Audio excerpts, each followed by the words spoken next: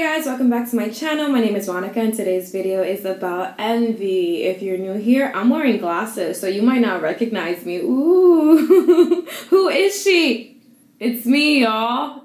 I've been trying to rest my eyes because I've been looking at screens so much with like doing YouTube stuff and like doing art. I like look at stuff really close up, so my eyes have been hurting so much. So I've just been trying to like stop, like not wearing my contacts as much. And I've also been walking around my house without glasses on. I don't know if that's good or bad for you, but I'm just kind of like, I need to relax these eye muscles because it's starting to give me a lot of headaches in the front of my head, and that's not a fun feeling. If you haven't already, I would absolutely love it if you could subscribe. I love doing this for you guys. It is currently my therapy now. Like, I feel like making these videos is me essentially, because I'm writing literal essays in relation to it, like 4,000 page like documents to get these things ready for it to sound casual. So I feel like it's been actually really, I don't know, cathartic for my work and for my life. So I appreciate you guys tuning into this and giving me an outlet for expression. Okay, so let's get right into it. Envy. Ooh. I feel like we all experience envy. I feel like it's this natural emotion that's seen from such a negative light. So we're all kind of not really vulnerable around it. I think it has such a negative connotation, and it kind of, when you admit that you have envy, it makes you feel sort of inferior. And in this society, you never want to look like you don't know what you're doing, or like you're small, or like you're a hater. It's kind of like you want to feel powerful, untouchable. So in that sense, we don't really talk about envy often, and we often tend to switch focus onto people envying us. Everybody wants something from me. And that is all true, but we're going to unpack all of those things. And yeah, I hope this video is useful for some of y'all. All right, but first, I would love to thank today's sponsor, Beducated. Beducated is an online course platform that has easy to follow videos, audio, and written guides to level up your love and pleasure in your life. The platform is super easy to navigate and has tons of content to pick from. Videos are set up like a course so you can complete it in parts, and the instructors are really diverse and do extensive work in their own field, so the platform itself is a culmination of so much knowledge. I was thoroughly impressed when I was on it, like genuinely. I've been looking through the courses for the past few like weeks, and it's a lot of fun. Lately, the one that I've been doing is one on dirty talk. Okay. It's called Dirty Talk, and it's taught by Marla Renee Stewart, who is a sexologist and intimacy coach. I feel like I've gotten really shy and repressed with my sexual side, and I've been having to reestablish my own desires and needs in a way that suits who I am now. And this course caught my eye because I feel like as a woman, we often feel powerless in intimate moments, so being able to use my voice might be super empowering for me. Like, who knows? I'm learning. I learned that being vocal is essentially an affirmation, and like anything, it takes practice. She also gave actual great example of things to say that go from like low arousal to higher arousal, and also how to approach consent and boundaries. Like, no, you can't call me that, but maybe you can call me this. So I'm excited to check out more courses over the following weeks and add more pleasure to my life, and I hope you join me too. Subscribing to Beducated gets you unlimited access to over 100 hours of content created by world-renowned educators, and there's new content weekly. You can try all the courses for 1 day free and get 65% off the yearly pass with my coupon code Monica65. Level up your love life and join Beducated for just $9.99 a month. Click the link in my description below, use my code, and get to learning. Thank you, and back to the video. So in general, something that I have been talking about for the past few videos is how I'm like on this like, you know, self-improvement kick. In one of my last videos about pleasure and joy, I talked about how in my life I've been lacking joy. I've been lacking, you know, that feel good, that desire, that motivation to take care of myself. I've been working on my motivation to take care of myself in the literal logistical sense, like make sure I get up, make sure I clean, make sure I cook, make sure I wash dishes. And now I'm entering, okay, make sure I have a social life, make sure I feel fulfilled, make sure I find time to relax, make sure I can turn off that anxiety in relation to survival, and really realize that nothing's going on, I'm safe, and I'm worthy of feeling good. And I think part of what I've been uncovering in regards to stepping into this super like survival mode that I have found myself in for these last 2 years essentially, is how through time I kind of became a hater in a sense. Like, I've honestly have been fortunate enough to never really struggle with a lot of like feelings of envy. I think I always acknowledged, I'm jealous right now, but I never really like let it cloud me, and I always understood it as a form of admiration for someone or for something. I never allowed myself to project it onto anyone, and I kind of was able to push past and realize, like, independent of how I feel, independent of what I see people are getting, I'm building what's mine. And I think in losing feelings of having control over my life and my destiny, I kind of started succumbing to the wonderful, wonderful world of being a hater. So this is kind of like my recovery.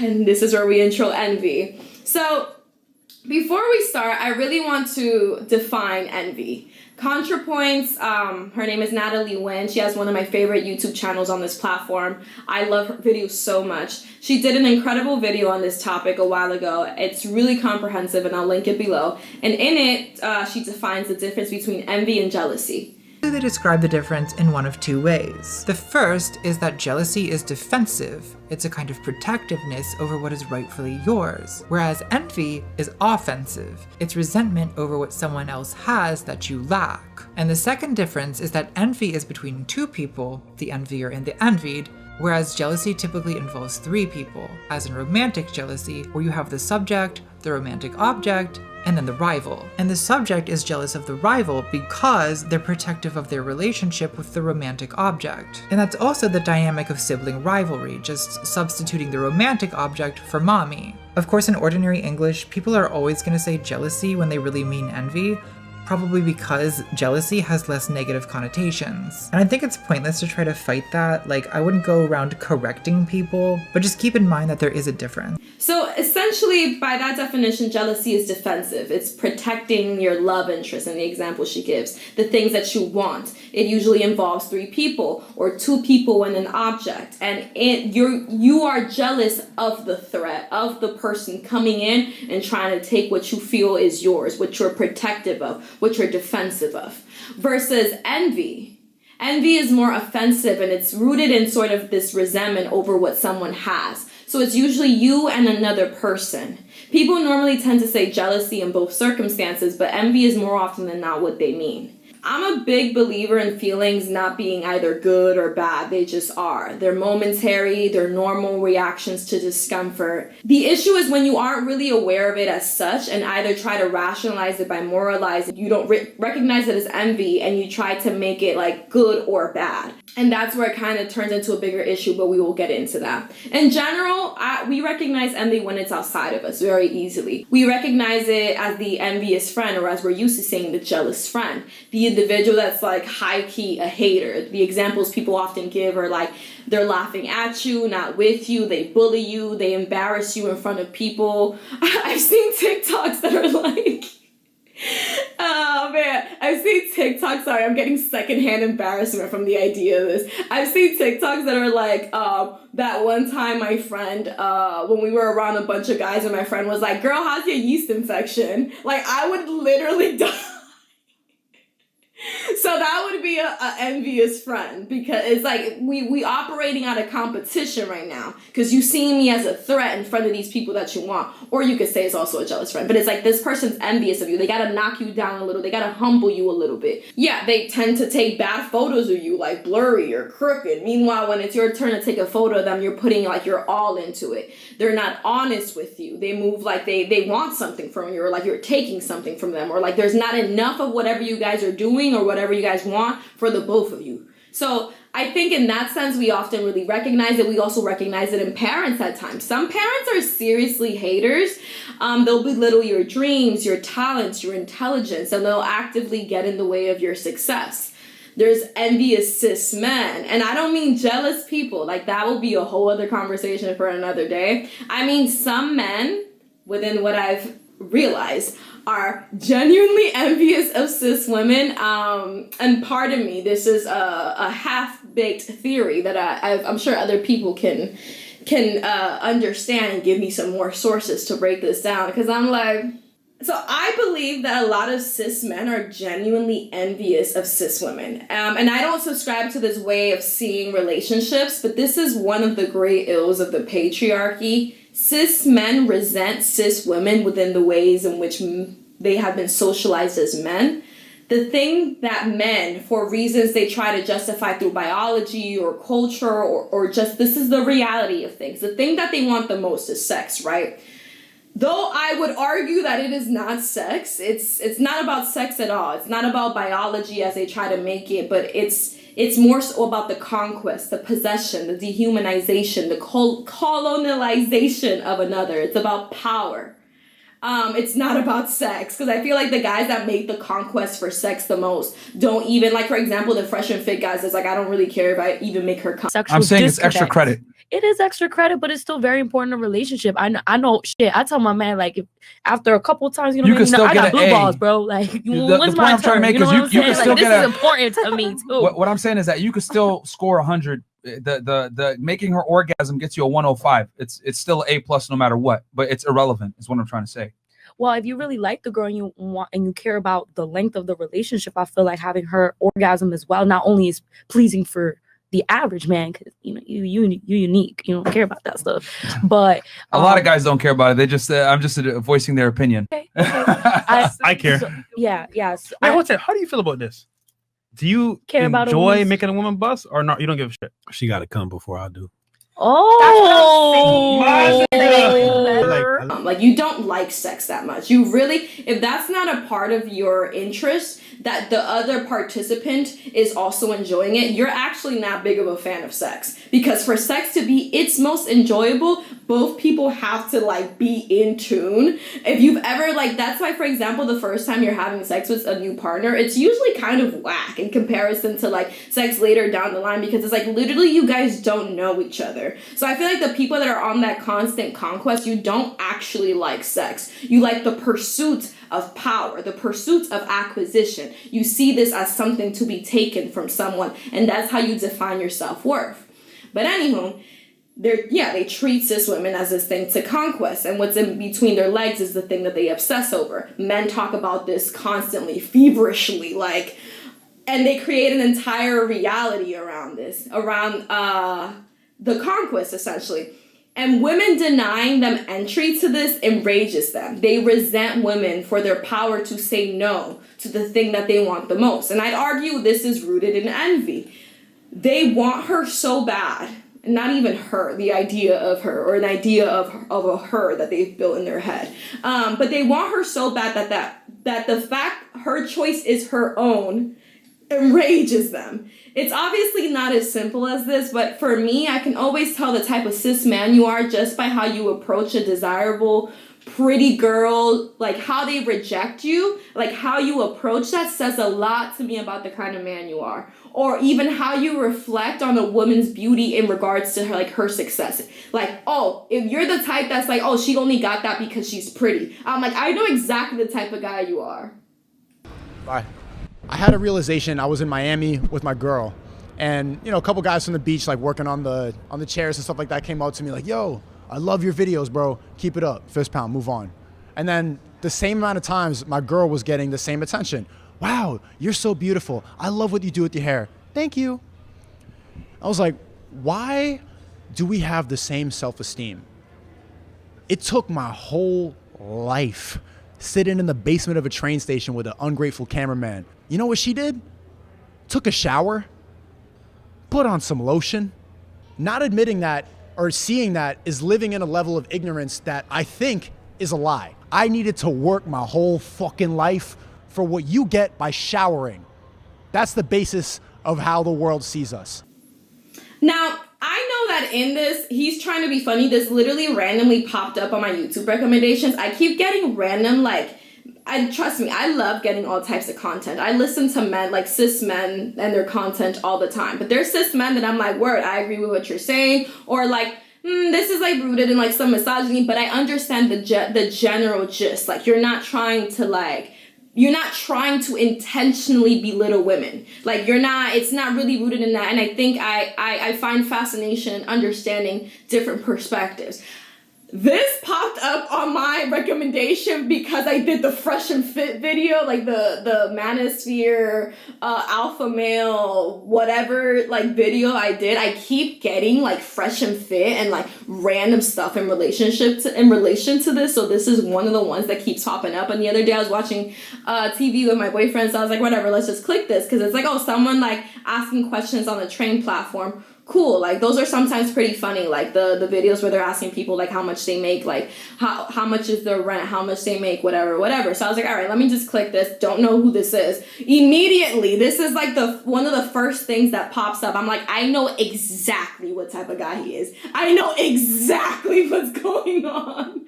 And I know he's like trying to be funny or whatever, and like this video isn't about him. I don't know anything about him. I'm just like, I'm putting him in a specific box, but whatever. But then I was like, you know what? I just stopped watching the video. I tried to watch a little bit more of that, but then the conversation just kept getting more uncomfortable while he was talking about like sex between cis men and cis men. It was just weird. It was like a really weird like tangent. Like it was just giving homophobia.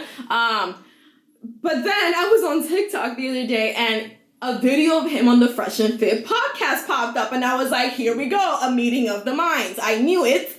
And this is what happened on that.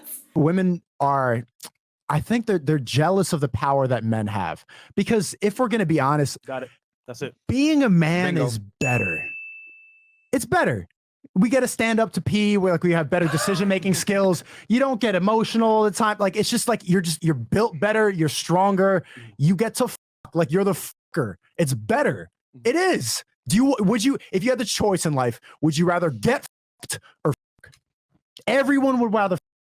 And like, all right, cool. Look, cool. All right, you don't like. I feel like men don't like women. Like, they just don't. But like, and in this video specifically, speaks to one of the main pillars of like the cis man doctrine, which is I can only develop deep and complex emotions for men.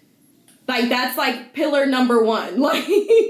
Their friendships with men are truly their only deep sense of comfort, understanding, love, and vulnerability. And they can only truly love men because to love, you have to acknowledge someone's humanity. And to do that, you have to respect their humanity. You have to respect them as a person. And they don't do that to women. So love for these type of men is only like allotted for other men that they respect, for their mom and for their sisters. Sometimes the love for the sister is overridden by the fact that the sister has to go from child to adult woman, and then it's like, can't meld the two in my mind. She is at once someone I love, but a someone I hate.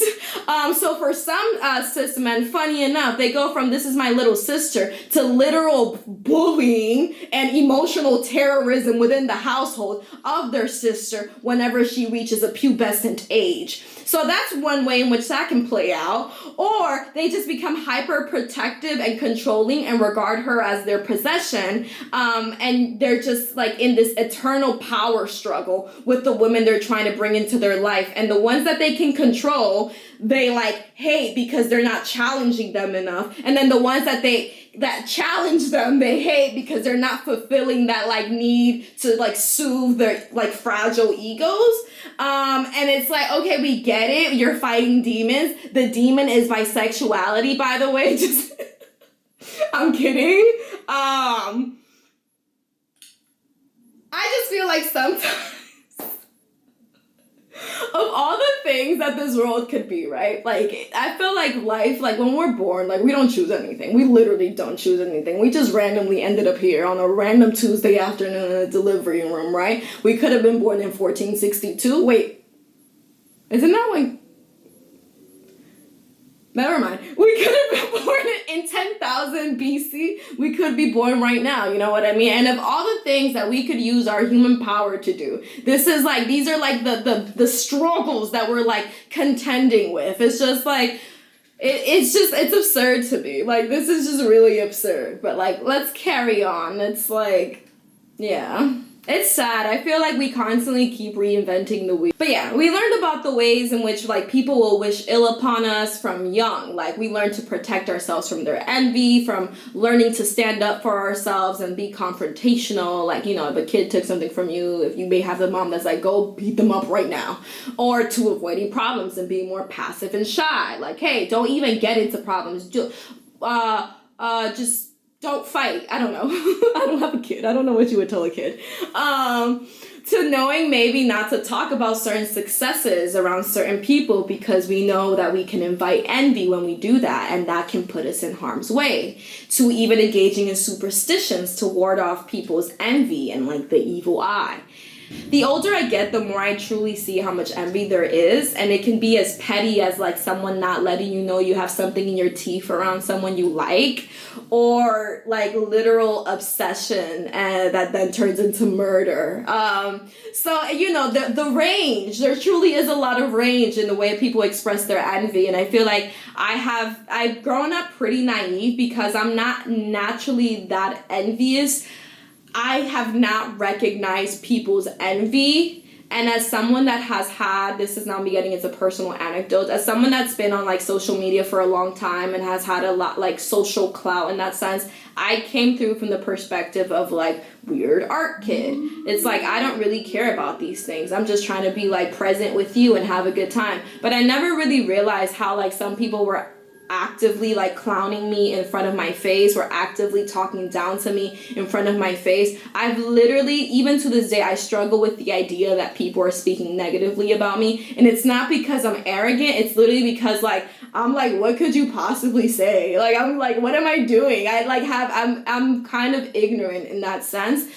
But as I get older, I really realize like, you don't like me and you don't want to see me win, and I don't know what to do with that information. So it's real. When you actually have stuff, like when you actually start to like succeed, or when you actually start to like acquire things, that's when you really start seeing people act different around you. And I feel like I've been experiencing that for a minute. But also in many ways, I've also been expressing it myself. So I get it. Maybe I'm experiencing it because I'm expressing it. And my like perspective is becoming my reality. But there is the reality that some people can get so envious that they will try to take everything from you. And I think we all also understand that. So with all this acknowledgement of people's hate and envy, where do we sit with our own? Because that's what we can control. We can't control like how people are going to react to us. We can't control anything, but we can control how we react to the world and what we project as well. Within Christianity, there are the 7 deadly sins: pride, greed, wrath, envy, lust, gluttony, and sloth. Being lazy is a sin, y'all. Envy is a sin, therefore by Christians' understandings is morally bad. And while within Christianity, this is not a good, you didn't randomly stumble upon a Christian YouTube channel, don't worry. Like, I'm not about to give y'all a sermon. I'm using this as an example. But within Christianity, like, no sin is irredeemable. By God's grace, you will be forgiven if you are truly sorry or something like that. So there's nothing, like, you will recover from your sin, from one of your deadly sins of envy. But within a lot of the Western perspective on good versus evil, like that dualistic, like it's either you're good or you're bad, I think that is like truly the root of a lot of our suffering. Or rather, there is always suffering no matter what we do, but we struggle to accept that reality because we're too busy trying to rationalize it. And whether you're religious or not, because of how our culture, our Western culture is structured, even if you're not Christian, like literally the foundations of this country is rooted, like, unfortunately, in like these sort of beliefs, these Protestant beliefs. it's hard to not attach a really thick code of morality, of inherent goodness or badness to any passing thought or action that we have. If life has been presented to you within the framework of a test, like based on how you score on this test, you will either go to heaven or hell. There's going to be a lot of anxiety around all of your feelings and actions and the deep, sick need to rationalize it so you don't feel like the bad guy, right? And I think this is deeply harmful because we then start to demonize normal human feelings, and rather than being able to process and work through them, we're supposed to shut them away. It's deeply harmful for our interpersonal relationships and for our quality of life. I think a lot of people live life on the surface for this reason and are afraid to dive in and actually see what's inside with these messy feelings, because good people don't have messy feelings by the framework of our society and by our image first, appearance first, ways of being. That's how you get Republicans that are Christian but are actively harming every single underprivileged intersectionality, from the low income to the women to every single color of the rainbow to everybody, disability, everyone. But it's honestly, Jesus Christ would be a socialist. So I don't know what we're talking about, but we shall continue on. That's where you get just literally sit down and think for a second. Why do you feel if only God could judge me? Why are y'all judging? Also, I think beyond the foundations of a lot of this good versus evil kind of framework that we've all been brought up in, I think a lot of us were also never modeled how to be wrong, and that it's okay to be wrong. How to just, it's sometimes you just mess up and that's it, and it's not the end of the world, and it says nothing about your inherent morality, your inherent humanity, your inherent worth as a being. There's nothing wrong with it. A lot of us were never shown how to work through trials and tribulations in their intimate relationships, from relationships with partners to platonic relationships. In a lot of cases, in my case with my parents, as an immigrant in an immigrant household, you're so deep into survival mode and you're so afraid of your children getting hurt by this new place that you're living in, that in so many households, doing a single bad thing, any act of rebellion, any honest mistake, because sometimes you're not even rebelling, you're just bro, I've only been here for 5 years, what's the problem? No one told me I can't do that. I'm literally 7. Is met with this absurd level of discipline. And on top of that, in a lot of our households, we also were never taught to value friendships. It's family until you're married, and then it's your husband. So in that in-between space of parents and then husband, you just have this waste of time. Friends are seen as this why even have them?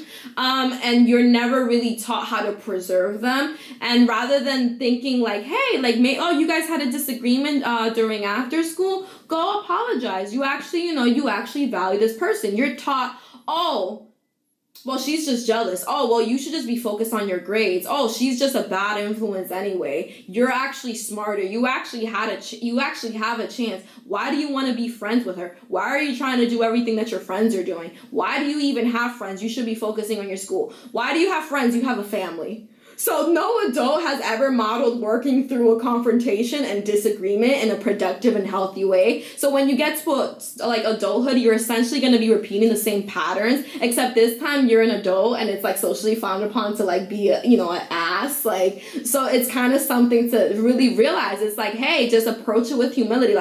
Literally no one ever taught me that it's okay to be wrong. That I don't have to fight for my survival. That being the wrong one in a situation doesn't mean that you're gonna love me any less. Our love, our friendship love, our chosen love for each other is not changed by the fact that I have made a mistake and we can move past it. A lot of people are well, fuck that bitch anyways.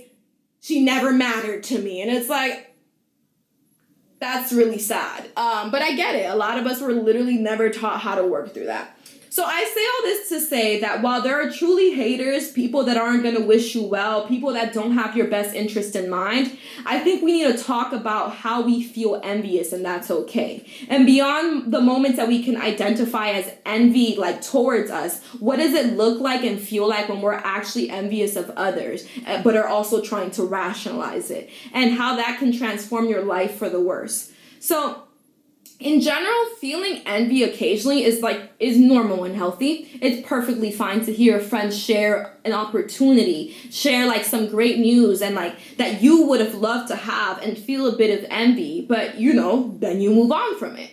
You may get a bit of that heart-sinking feeling or maybe like the icky butterflies, and you may feel a little sad or need to take some time for yourself later that day. But eventually at some point you move past it. And even though you felt uncomfortable, you still were happy for your friend. You wouldn't wish them nothing but the best. But eventually you may realize, oh, I felt this way because maybe I was a bit envious that I want my career to take off that way, or whatever the circumstance may be. And you feeling that feeling, you feel the feeling and you realize it's not about them, it's about you. And depending on how close you may be or how transparent of a person you may be, how comfortable you may be with like vocalizing how you feel, or how far along in your realization of this as envy you may be, you may acknowledge it, you may communicate it, you may even like benefit from some support and like saying like, hey, I felt kind of weird. Can we talk about it? This has nothing to do with you. It's just like, I've been having a hard time at work and financially and like,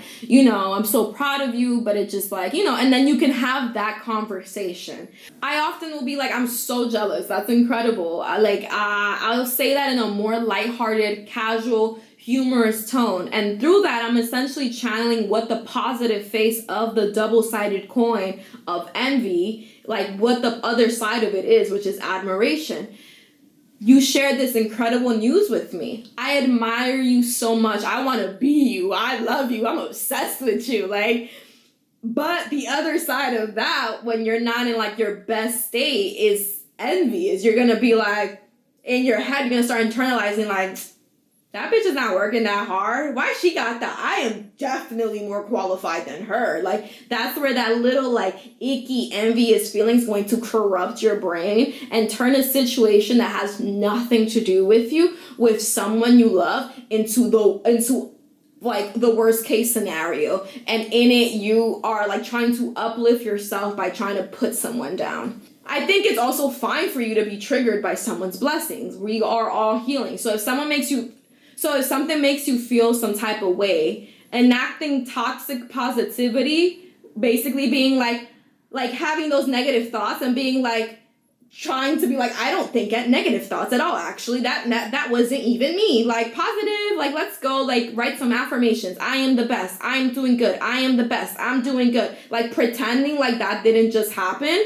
will only lead you to resent yourself and the person more, because you're forcing yourself to perform a feeling that isn't true, and you're also not allowing yourself to process a feeling that is on one end painful, but on the other end, it's also socially frowned upon. Therefore, you feel alienated because who wants to admit, I'm a hater right now? Like, who wants to admit that? That's socially frowned upon. So you tend to fall further into yourself and rationalize and moralize the situation even deeper in the way that you're not going to be able to kind of like flesh out on your own later on. And you're going to build your identity around, well, I don't care that everyone's succeeding around me because I actually work hard and I actually have talent. The talented are the ones that actually never get attention.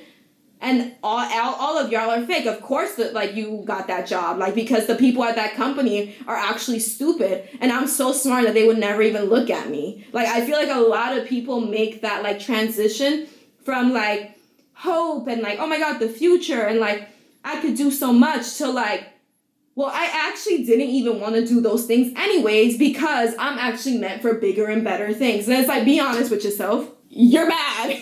And that's okay. You don't have to make it about you're working more and they're working less and you are smarter and they're dumber and you are actually realer and they're faker and you actually don't even believe in working and they are the victims of capitalism and they don't realize how they've been indoctrinated and that time is an illusion and you are actually beyond even the constructs of wealth and money. You want to create a bartering system and they're materialistic heathens. Like, I feel like some of y'all fall down that whirlpool when it's just like, bitch, admit it. You wish you had that job. Like, just admit it so you can move on. Yeah, for that reason, if you're feeling triggered, don't force yourself to be happy. Take the time, like, excuse yourself, maybe call it an early night, and then go home and, like, cry. Go home and be like, bro, how did I wake up today, and this is where I'm at, and I don't know what to do, and I need to make more money, and I need a better job, and I need to look better, and blah. Like, whatever it is that you need to cry about so you can wake up feeling better the next day, do it. Like, it takes time, and sometimes even if you're around people, like if you're going out and you got that feeling, for me, I'm a bit more like discreet with uncomfortable feelings, so I'll just go through the rest of the night, push those feelings to the side, and then get home and have that little meltdown. Maybe like sit down and journal with yourself. I'm fortunate enough to have a partner that I could talk to about these things. Like literally yesterday I cried because I had a studio visit that like for a potential art show in June, and I hated how it went. Like it was like a good like experience, like the person that came was awesome, but like what they were telling me about like the way I'm being perceived by galleries and stuff because I have a following. Look at me spilling tea, I shouldn't even be doing this, but like that made me cry. Like I got home and I like literally cried for like an hour or two, and then I just took myself to bed because I was just like, bro, like no matter what I do, people have this perception of me. I think everybody thinks that artists need to be like so like locked in and like closed in and like mysterious, but here I am like spilling my beans for everybody. So then galleries look at me and they're like, does she make art? And it's like, yes, I do. I literally go to the studio every day. I just am a multi-hyphenated creator or whatever people call it. I just do a lot of different things. So that was a really uncomfortable feeling, and I'm fortunate enough to have someone I could talk that through with. So if you don't, like, I get it. It's very easy to self-soothe by mirroring the patterns that you were taught to like do, like the frameworks under which you were taught to like break down dynamics, which is just like, don't have friends. These people are gonna take everything from you. These people don't believe in you. These people, and it's just like, nah. Like this is about me. I need to work on me. Don't beat yourself up about feeling bad about things. Go home, take the time you need, focus on you. Talk about it if you need to talk about it. Journal about it. Cry about it. Don't force yourself to be over it if you're not over it, because then that's how you end up projecting how you feel onto people, or how you end up thinking you're not projecting but then moving slimy, being like double speaking or being fake, or like hitting people with like low-key jabs. Like you need to watch if you're finding that people are moving weird around you, or you're like hurting people's feelings without realizing. There's probably a little like unresolved like resentment that you have, and it might be rooted in envy. It might be rooted in some other stuff. I don't know the interpersonal workings of your friendships and your relationships, but like envy is one of those things that a lot of people don't want to admit. Yo, this person has something I want, and it has nothing to do with them because they didn't take it from you. But it's just something in them is triggering something unresolved in you, and you have to deal with it, which is easier said than done. So, these things that I kind of mentioned are a bit more overt in cut and dry situations. I feel like when it becomes messy is when we become like shit talkers and haters and just people that we don't like. That is envy. On the Healthy Gamer GG channel, which I've mentioned before in a previous video, it's literally my favorite channel for processing my mental state and getting to be more productive and compassionate with myself throughout the process. Dr. K is incredible. I'll link this channel below. Like literally this has been the thing that has been the most healing for me in the past like few months since I've discovered the channel. It's an excellent channel. If you already like are into self-work and you feel like the regular like self-help like kind of like monologues that people give don't hit, like he's coming through with really like incredible perspectives that are at once validating but also challenging and kind of tell you about yourself. So I really like Dr. K. But he had this video with Natalie Wynn, which is ContraPoints, which I mentioned earlier in the video. And I actually think that this like talk that they had on Dr. K's channel may have helped her make her video on envy, because I think this video came before. But what they talked about was super fascinating as far as judging others and envy. So for the context of the clip I'm about to post, Basically, Natalie, throughout this like little session they have, this isn't really therapy. He is a psychiatrist, but he makes it clear this is not a therapy session. This is just kind of like a conversation. So different streamers and YouTubers and notable figures come on. Sometimes he has audience members come on and they talk about like just, things they went through, and he gives his perspective, different things you could do, and just helps you talk through those things. But basically, up until this point, Natalie was talking about how she struggles with the fact that she transitioned in her late 20s. She wishes she would have done it earlier, like for a multitude of reasons. If she would have done it earlier, she mentions that it would have helped her pass now. I think she started transitioning, she said, when she was like 28. If she would have just not have been such a coward and done it earlier, she would feel better about herself now. And also, she also wouldn't have had to have publicly transitioned because she was making YouTube videos while she was transitioning. I think even pre-transition. So when she looks back at those older videos, there's like this permanent documentation of her in the state that she struggles to see and contend with present day, in a sense, her ugly days, or as she says, her transition years. I was living in Chicago at the time. I was kind of experimenting with dressing more androgynously. I would go out with nail polish and makeup on, and I was sort of moving this direction that is sort of typical of someone who's moving towards a gender transition. But I can remember having experiences of seeing other trans women who looked like me, out in public, on the subway, and having this strong reaction of ew, no, oh God, no, I can't be that. I do not want to be that. I can't look like that. This is not acceptable. And then that shame causing me to nail polish gone, makeup gone, get it together. I can't be that, which is a really ugly thing to think about someone else, right? Which a horrible thing to think about another trans woman. But it was not based, it was sort of disgust with myself in another person. In a way, absolutely. It was seeing oh God, people are going to see me the way they see her, and I can't handle that. So I know this sounds bizarre, Natalie, but I jotted down. I've been taking very few notes, but one of the things that I jotted down is I wrote down the word "somewhat," and it's so interesting because when I actually asked you, what do you think when you look at videos of yourself from a couple of years ago? It's the first time I heard you use the third person talking about yourself. Yeah. It's like a tiny thing. And then you switched into first person. But it was a strange way because it's almost the thoughts that come up when you look at old videos from yourself sound to me exactly like the thoughts that came up when you saw someone who was transitioning. Absolutely. It's absolutely that. It's like I'm seeing this shameful thing I see in others, I see in myself. So it's almost I don't know which came first. Was it me being sort of judgmental and transphobic towards other people, or was it being judgmental and transphobic towards myself? I don't know. So Natalie, I'm going to take a shot in the dark. It's not transphobia towards other people. It's actually envy. I think at the root of this is your envy for the ugly person. How so? Because I think that you saw those people and you saw them doing something that you thought was ugly. And I think deep down, you wanted to do it too. Sure, yeah.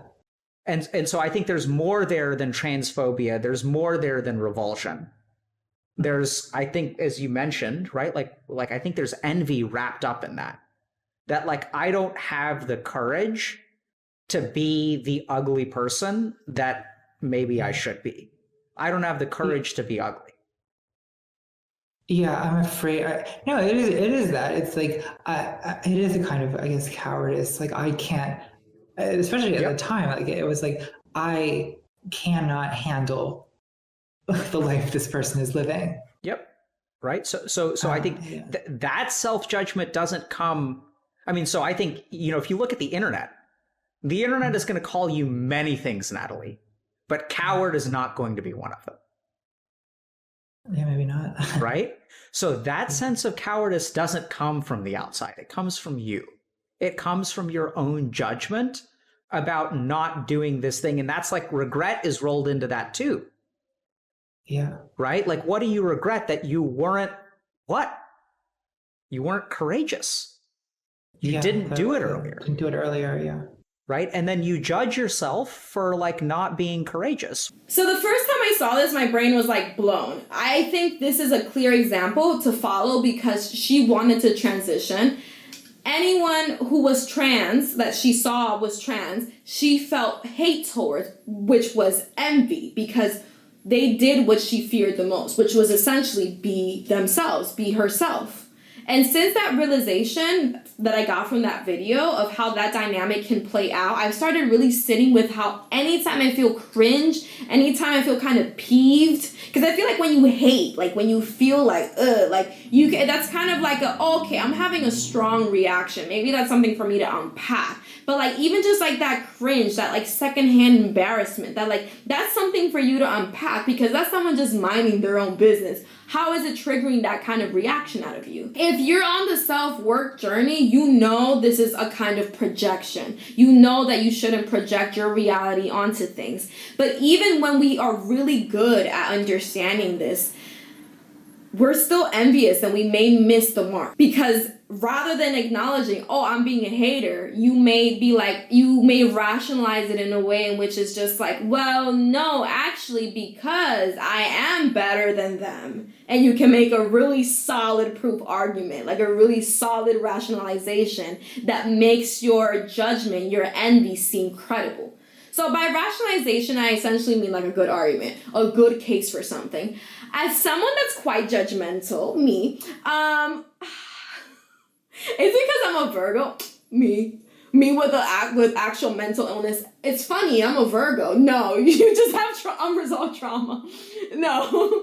But as a Virgo with several planets in Capricorn, like I'm built to judge. I know. But also like seriously, I was raised in a Dominican household with Dominican parents. And if we know anything about immigrant parents, is that they're the number one haters on this planet. They're the number one judges. Like they are literally like, you would think they went to law school with the way they're trying to tell you about yourself. They hate on you. They hate on your friends, on your clothes, on your grades, on your choices, on everything that you do. And I'm sure this relates to a lot of people's like parents and stuff and a lot of the dynamics within which you grew up in.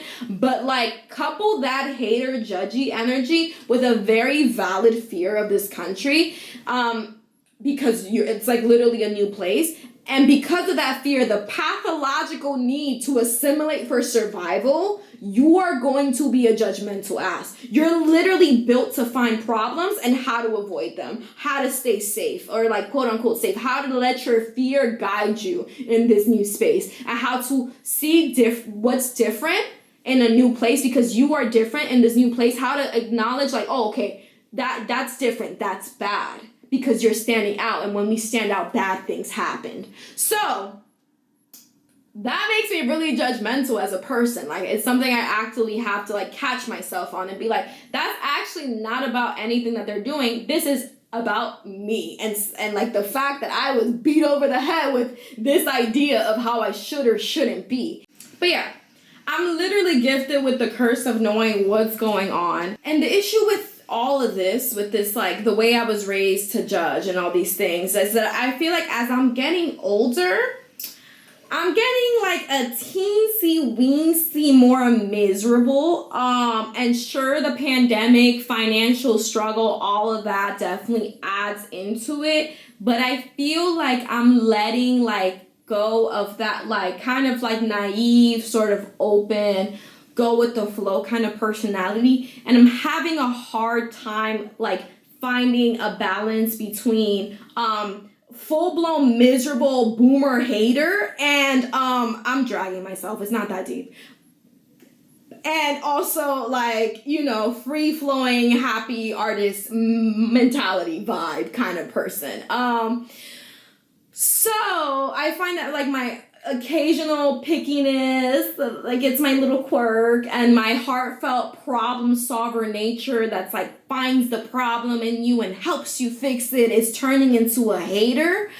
And it's mild, but it's there and it's here. It's arrived. And when you're used to being right and you're also trained at the International Institute of Haterology, aka my house, Rather than being like, I'm actually a miserable ass bitch right now that needs to make some like real like life changes in my life to improve the quality of my life. I've been finding myself like, for example, not getting anything done, being super lazy, you know, like just really not doing what I need to do and watching my life pass me by and absolutely hating myself for it. This is not a conversation about being compassionate about my issues with productivity. This is just like, I'm talking about reality. Like, I'm literally I'm an adult. Like, I got real life bills. Like, I'm actually like have had so many moments where I'm actually allowing that to fall apart.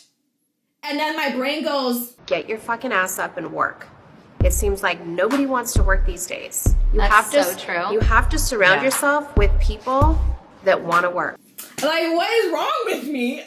It's the frontal lobe hardening that happens in your mid-20s, I think, that's making me be like, simple solution. Why don't people just like do what they need to do? But the reality of the situation is just like, what am I talking about? You know, like what in the hypocrisy, in the brain rot? So I say all this to say that it's a slippery slope. And I feel like that's why you hear boomers like hating on the youth. Like they don't know hard work. We had it hard. Like that kind of mentality. Granted, rooted in like in an ahistorical delusion. But if you follow their logic, that technology, like for example, has made things easier for us. They're just envious that we had it and they didn't. And if they can't have it easy, no one can. Everyone's supposed to work tooth and nail and like, you know, hate their wives and all these things and like follow through with what they knew. And that's where you get also those like first generation kids, well now adults, that become full-blown Republican assholes that are like, well, if I can make it, so can you. My mommy walked 25 miles with no toenails to school and now I'm a millionaire. Why are you crying about racism when we're in the land of the free?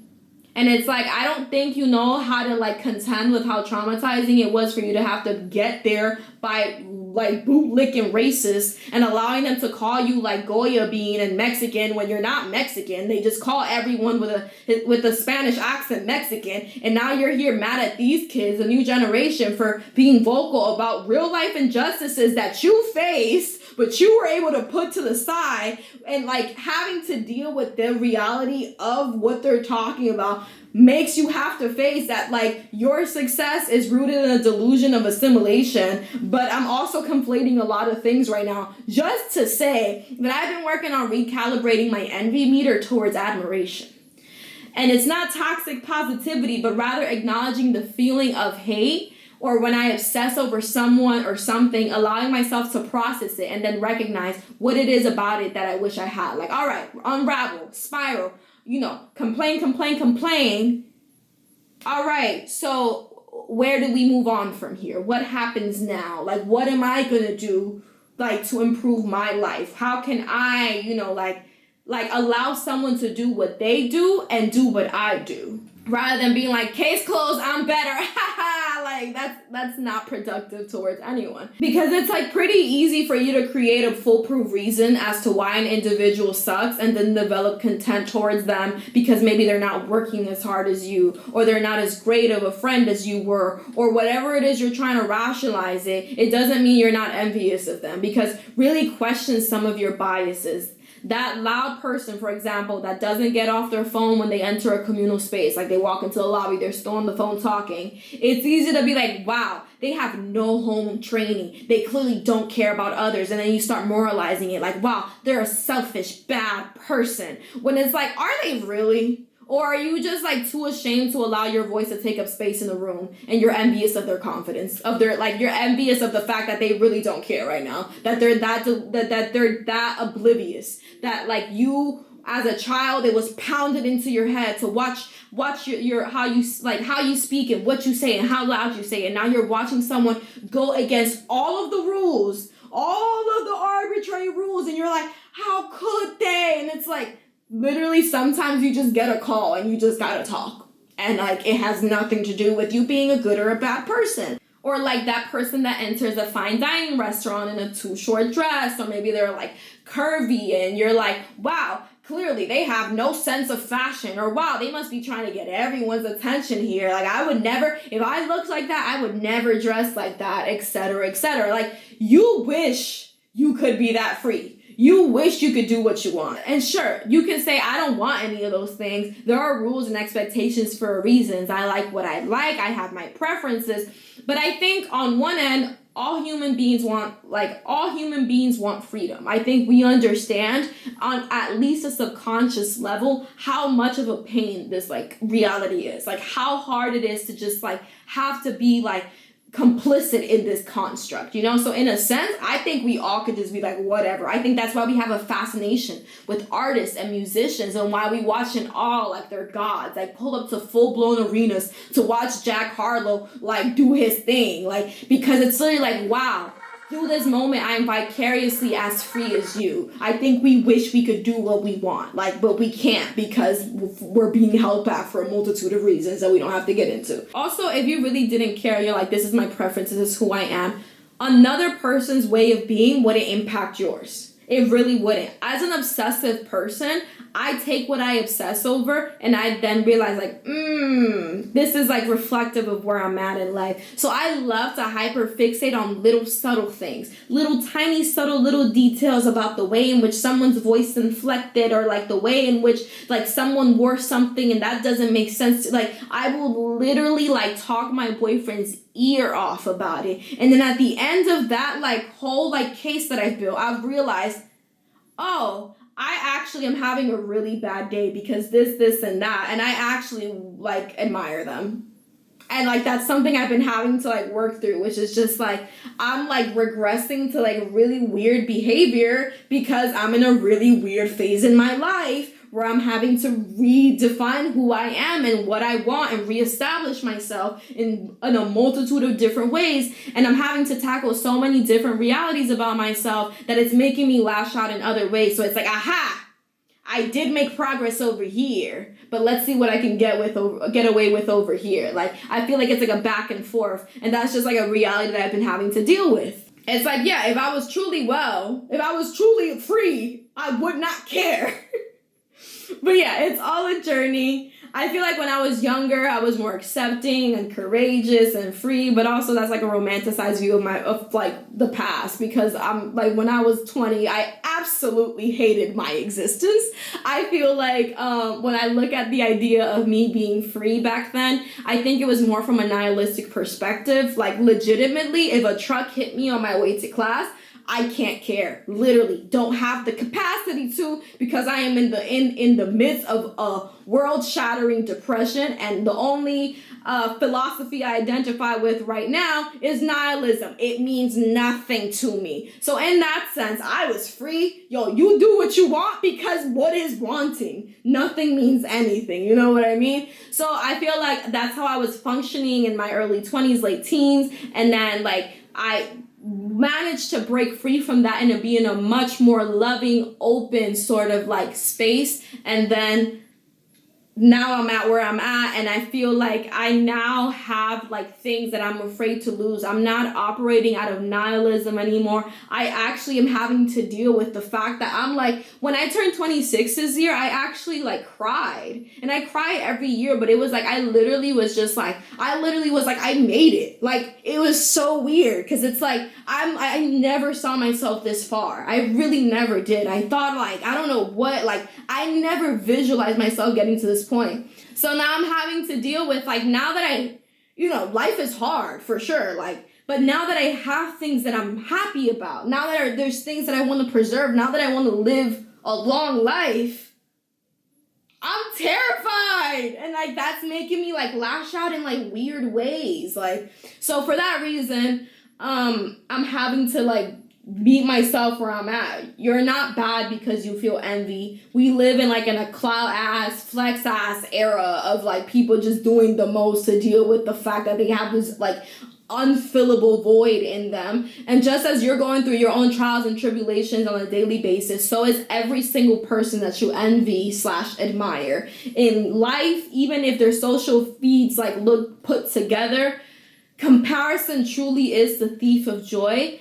And shifting your envy to admiration and using that leftover energy to add more to your life, like, will transform your life, and you ultimately will be able to appreciate your blessings more, and through that guarantee more blessings. I hated who I was becoming because of hardships over the last few years, and since last year I've been working on getting better, and day by day things do get better. You can't cut corners. You have to do the difficult things before it gets easy.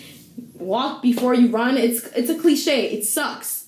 Like, you have to do your dishes before you start your small business in reality, and, you know, make it a goal to value honesty, transparency, vulnerability, and having no competition with your loved ones and your friends.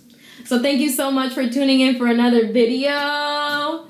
I hope this one brought to light some of the things that you may be dealing with and how to kind of like approach them and work through them. And also know you're not a bad person whatsoever, like at all. You're an excellent person. You're one of the best people on this earth. Like, just like everyone's incredible, you're incredible too. I sound so cheesy, but like, you're like really trying so hard and like doing so hard. Like, be a little easy on yourself. If you have negative, intrusive thoughts, that's literally your brain trying to heal. I find that when I start to work harder and do better and feel better, that's when my brain, like my intrusive thoughts, go into overdrive, because my brain is like no longer has an outlet for these negative ways of thinking that no longer serve me. So for that reason, just be gentle with yourself. Understand that they pass. Get yourself some sleep. Make sure you stay hydrated so your body has the power to fight the demons. And then, you know, it gets better with time. If you're entering a new phase in your life where you're trying to be happier, and you actually may even be feeling happier, you may be feeling healthier, you may be feeling more like awake, you know, expect that you're going to be feeling negative too, because you've been used to hating yourself. You've been used to hating the world. You've been used to speaking so negatively to yourself that your brain is just going to be like, wait, why are we switching the routine? So be patient, be kind, and I'll see you on the next one.